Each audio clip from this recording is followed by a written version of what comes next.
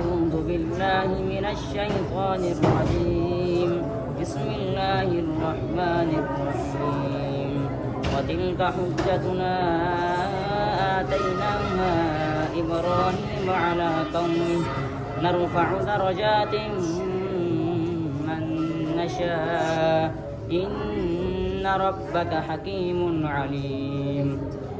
ووهبنا له إسحاق ويعقوب كلا هدينا ونوحا هدينا من قبل ومن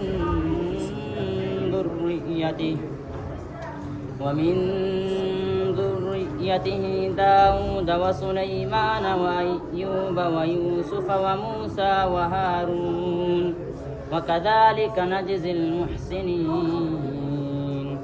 وزكريا ويحيى وعيسى وإلياس كل من الصالحين وإسماعيل واليسع ويونس ولوطا وكلا فضلنا على العالمين. ومن آبائهم وذرياتهم وإخوانهم واجتبيناهم وهديناهم إلى صراط مستقيم.